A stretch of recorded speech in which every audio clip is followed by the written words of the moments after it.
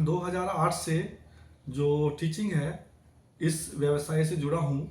और मैं जो प्राणी शास्त्र विभाग में जो है जो भी वाइल्ड लाइफ और बायोडाइवर्सिटी कंजर्वेशन है उस एरिया के अंदर जो है मैं और मेरे जो स्टूडेंट्स हैं वो रिसर्च कर रहे हैं।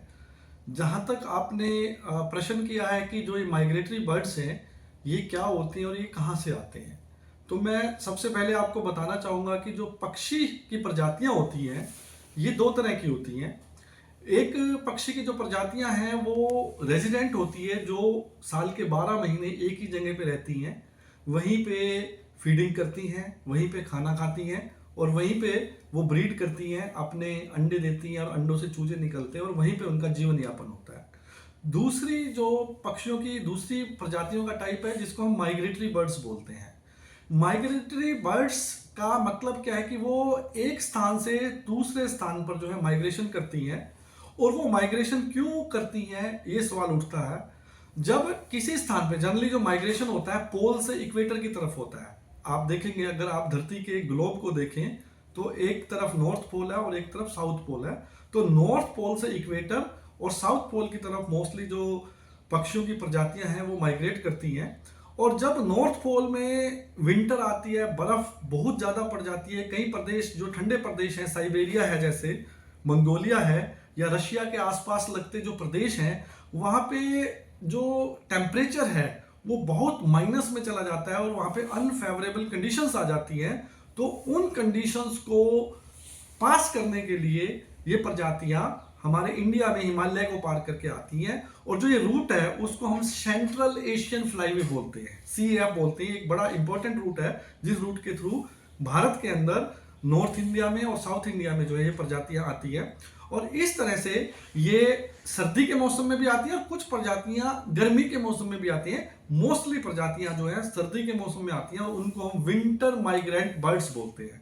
अगर मैं आपको नाम लेके बताऊं तो बहुत सारी ऐसी प्रजातियां हैं जैसे कि नॉर्दर्न शॉलर है, नॉर्दर्न पिनटेल है, कॉमन टील है, गढ़वाल है, मलाड है, कॉटन टील है, बार हेडेड गूज है, अमूर फैल्कन है, गार्गनी है। ये मैंने आपको जो नाम बताए हैं ये ऊपर जो नॉर्थ पोल पे प्रदेश है वहां देशों से आके जो हमारे इंडिया में आती हैं। अब प्रश्न ये उठता है कि ये यहाँ आती हैं तो किस चीज पे फीड करती हैं।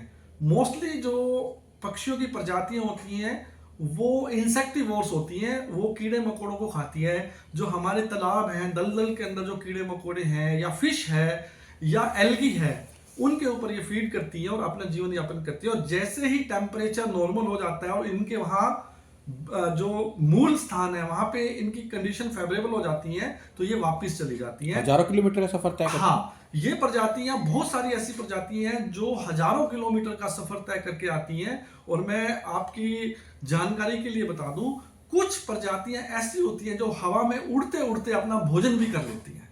जैसे कि अमूर फैल्कन एक ऐसी प्रजाति है जो हवा में उड़ते उड़ते जो है टर्माइट्स के ऊपर, फ्लाई कैचर्स के ऊपर वो फीड करती है, वो अपना भोजन भी करती है।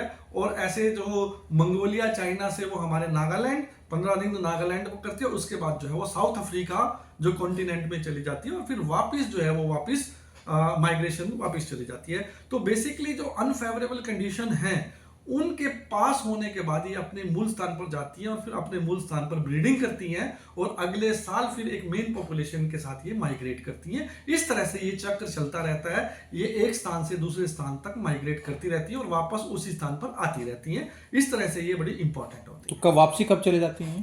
देखिए, अगर हम विंटर माइग्रेटरी बर्ड्स की बात करें तो जो पीक सीजन होता है वो दिसंबर और जनवरी का होता है और अलग अलग स्पीसीज जो है वो अलग अलग टाइम में आती है। जनरली सितंबर अक्टूबर के महीने से स्टार्ट हो गई, मार्च अप्रैल के महीने तक चलती है और अलग अलग प्रजातियों का अलग अलग समय होता है। लेकिन अगर हम मेन सर्दी की बात करें तो हमारे यहाँ पे नवंबर, दिसंबर और जनवरी में इनका पीक टाइम होता है। सबसे ज्यादा प्रजातियां वो हमारे यहाँ तालाबों में, जोड़ों में आती है। अगर मैं कुरुक्षेत्र की बात करूं तो जैसे हमारा थाना कंजर्वेशन रिजर्व है, चिलचिला वाइल्ड लाइफ सेंचुरी है, भोर सईदा रिजर्व है, कम्युनिटी कमोदा का जो सेकंड रिजर्व है, या हमारा ब्रह्म सरोवर है, या सुनहरी खालसा विलेज है, वहां पे ये अलग अलग प्रजातियां आती हैं और सीजन करने के बाद जो है वो चली जाती हैं। तो 15-20 साल से आप रिसर्च कर रहे हैं, आपको क्या लगता है डॉक्टर साहब कि ये प्रजाति की कम हुई है या बढ़ी है लगातार? देखिए, जहाँ तक पॉपुलेशंस की बात है या जहाँ तक स्पीसीज की बात है, with the passage of time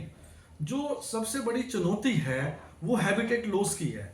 in प्रजातियों का जो हैबिटेट है, जैसे कि जो गांव के जोड़ हैं वो पक्के तालाबों में तब्दील हो रहे हैं, या गांव के जोड़ जो है वो पुरानी जैसी कंडीशंस में नहीं रही है, इनके कारण जो है इनके नंबर्स के अंदर और इनके जो फ्लोक साइज है उनके अंदर जो है कमी आ रही है। लेकिन फिर भी बहुत सारी साइट्स ऐसी हैं जहां पर अच्छा नंबर आ रहा है। जैसे अगर हम सुल्तानपुर नेशनल पार्क की बात करें, अगर हम बसई वेटलैंड की बात करें, अगर हम डीगल वेटलैंड की बात करें, ऐसे अगर हम मांडोटी की बात करें, अगर हम चंदू बडोरा जो हमारे गांव हैं उनकी बात करें, तो हरियाणा में बहुत सारे एरियाज ऐसे हैं जो वेटलैंड्स हैं, या यमुना रिवर की बात करें जहां पे अच्छी संख्या में जो है माइग्रेटरी बर्ड्स आती हैं। लेकिन फिर भी इसको मेंटेन करने के लिए, कंजर्व करने के लिए, इनके जो प्राकृतिक रहने के स्थान है उनका हमें कंजर्वेशन करना चाहिए, ताकि ये जो हमारे नन्हे मेहमान हैं वो हर साल यूं ही आते रहें। तो कहीं ना कहीं डॉक्टर साहब आप शोध भी करते हैं, तो शोधकर्ताओं को निराशा भी होती है क्योंकि संख्या लगातार कम होती जा रही है, जैसे आप बता रहे हैं। देखिए, कुरुक्षेत्र विश्वविद्यालय प्राणी शास्त्र विभाग है,